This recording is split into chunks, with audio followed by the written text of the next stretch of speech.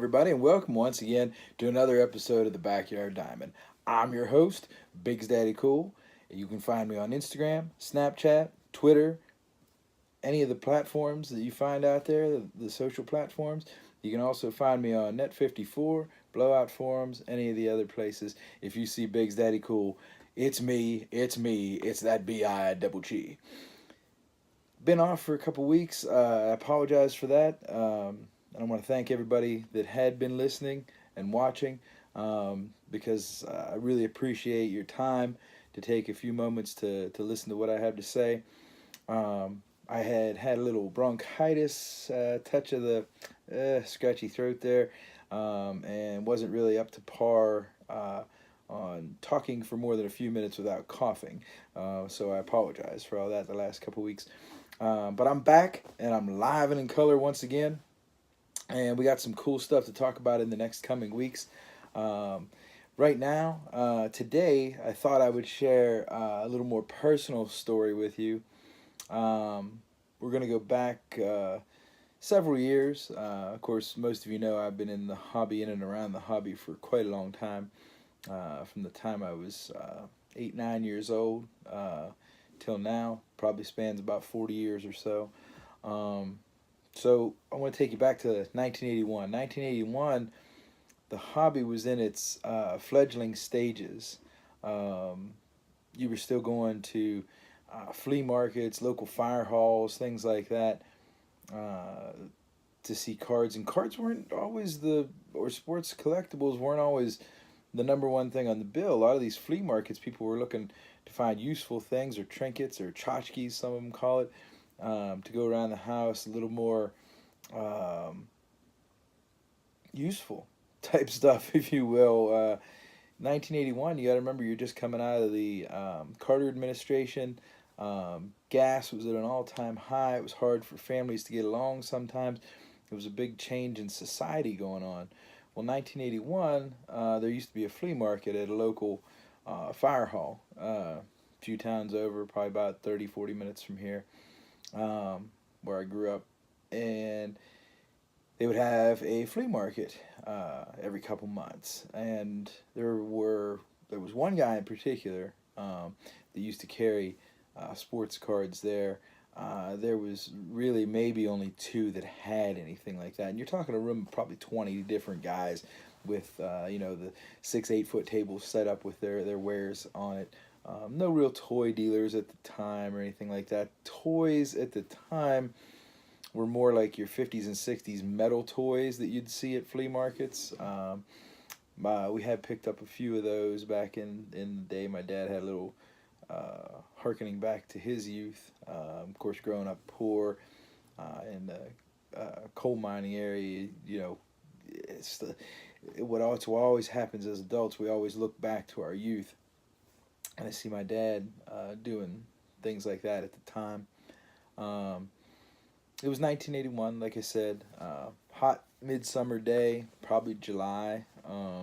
We had a big old 1974 Oldsmobile Delta 88, if you remember what those look like. They were a big beast hoopty car, 4-door sedan, and a sedan at the time was probably twice the length of what you'd refer to as a sedan today. It was a big old boat, what people would call it. My mom and my two sisters sat in the car while me and my dad went in to explore the flea market. We used to go specifically for sports cards. My uncle kind of got us on the sports cards kick earlier that year and the year before, 80 and 81. He introduced us to Sports Collectors Digest, which we just got word, a week ago or so, that F&P Media has filed for bankruptcy. We're not really sure what's going to happen to that hobby staple now. For those of you that remember Sports Collectors Digest at the time and through the 80s and early 90s, it was a juggernaut. It was where you found out all your hobby news. But the time, like I said, 1981, midsummer, hot day, dark brown car. My mom and two sisters are, probably 8, 10 years old, not very old at the time, in that ballpark. My mom, it would get a little annoyed, obviously, if we took our time. We did take our time that day. We were in there for quite a while. Um, Lots of cool stuff. I remember other things we've gotten at those uh, flea markets. I still have a lot of that stuff. But my dad, that day, had purchased a card that I found at the time just to be absolutely stunning and beautiful, and obviously he did too. And it again, what we do as adults, we harken back to our youth and try and recapture some of that. And Roberto Clemente was one of his guys he looked up to. I wouldn't want to say heroes because my dad didn't really look at sports figures in that way. It was a different time. Um, but he had that liking for Roberto Clemente. Um, and my dad um, had purchased a Roberto Clemente card that day. And I was very excited because I was, even at that age, a young age, 10, 12 years old, had known who Roberto was, realized he was this larger than life icon in the baseball world, and he had been gone, nearly 10 years at that point. So he really had become an icon by that point, especially in and around the area that had followed the Pirates and so forth. Um, so my dad purchased this Clemente card. It was, I'm going to get it out here, show it to you. It was a 1963 Fleer card. And as many of you know, Fleer wasn't the big name brand in 1963. It was Topps. Fleer kind of had tried to dabble in previous years, 59 and so forth, trying to get their way into the business. And in 63, they produced like really their first full set of stars in the league. There wasn't a whole lot of cards in the set. I think there's I forget what they're numbered to. Not very high. I should have looked it up before I got on. Something I don't know off the top of my head. But he bought this card for $5, right? And 1981, $5 was a lot of money. That was, close to $10, or 10 gallons of gas. Excuse me. Gas was probably 75 cents a gallon at the time. That's a lot of money. That's going to work for a week for my dad at the time. $5 in retrospect, you're looking at bread was maybe 29 cents a loaf, 30 cents a loaf. And I remember. So it was a big deal. And I come out, blurted out to my mom as soon as I got in the car. Of course, my mom and my sisters are annoyed from having to sit in the big old boat for a good long time while we were in there, him hawing around with the dealer. And I blurted out right away, "Mom, you're never going to guess. Dad bought a Roberto Clemente card for $5. And that was a big deal to me. I was very excited, very happy, very just elated, right? And my mom, well, she got a little pissed, to say the least. You did what? And my dad's like, hey, give me that, like, hey, you weren't supposed to tell type thing.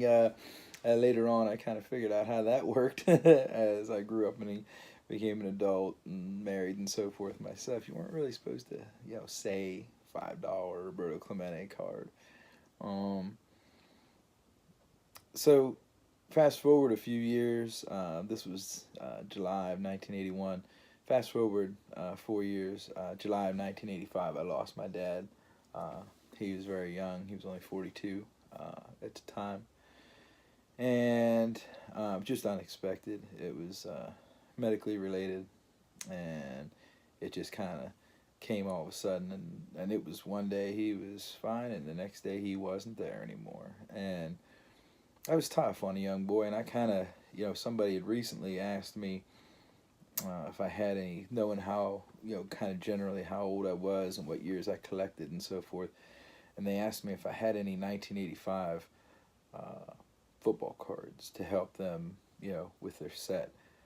Well, 1985, after July of 1985, I pretty well checked out on the hobby. I didn't really buy a whole lot of stuff after that. Like, my dad really was my hero.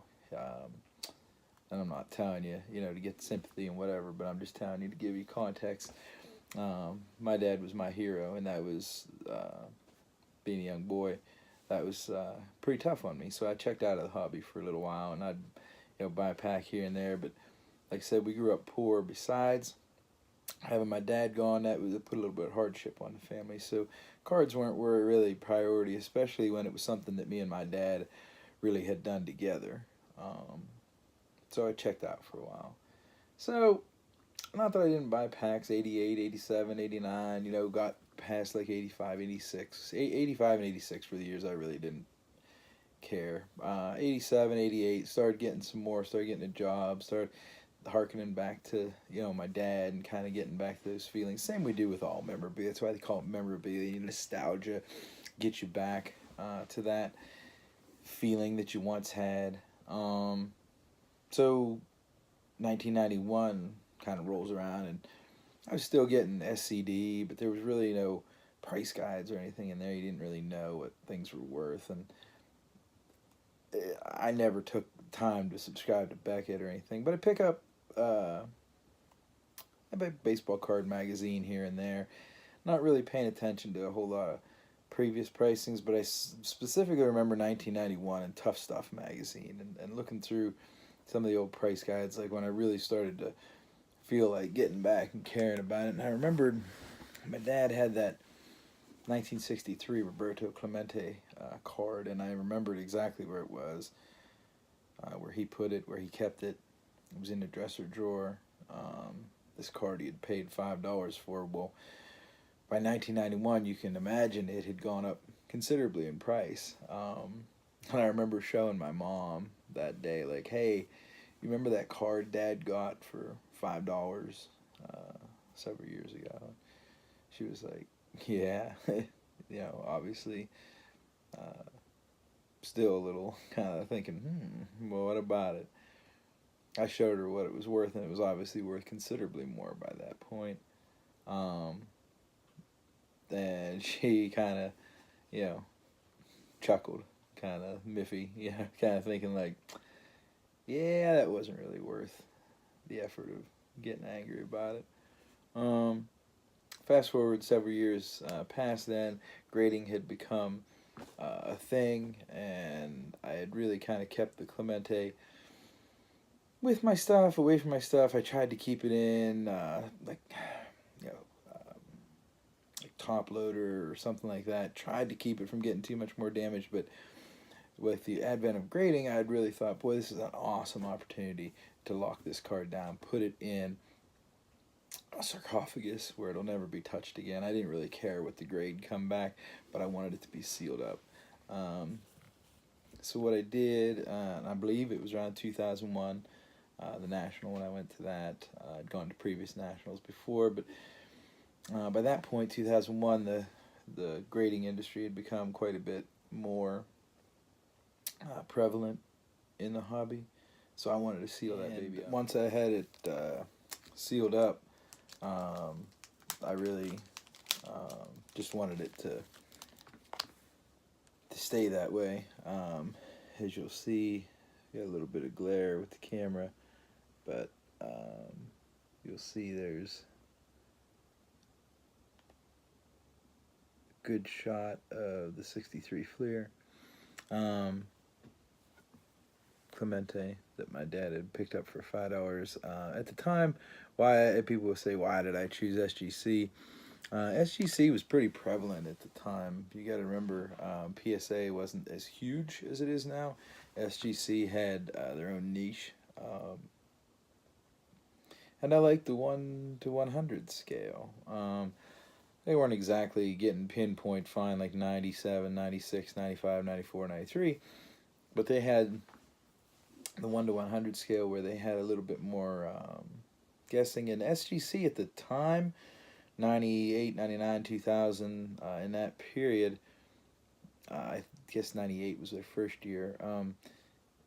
They were known to be a little more strict on grading at the time, so that's why I went with SGC. I like the holders at the time with the green border and the black background, if you will, or edge borders, if you will. The borders on the grade, as you'll notice here, are green at the top, and then the black um, edging around that. And you got to remember, I was kind of new to it and didn't know. It was kind of a lot of guys, just suspicious of whether third party grading was going to take off or not. I really wanted a holder to hold it in, so it wasn't going to get any more bunged up or damaged or anything like that along the way. And I wanted it to look presentable because I didn't want anything else to happen to it from where it was. Realistically, that was that's one of my best favorite hobby stories. I just wanted to share that with you guys today.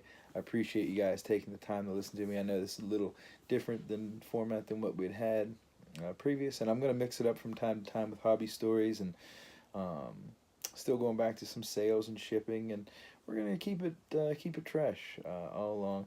Again, I really thank you guys. If you have any hobby stories of your own, whether it's like with your dad, your best friend, your mom, whoever it may be that you shared some time with or some special moments with in the hobby, feel free to leave it in the comments on the podcast, on YouTube.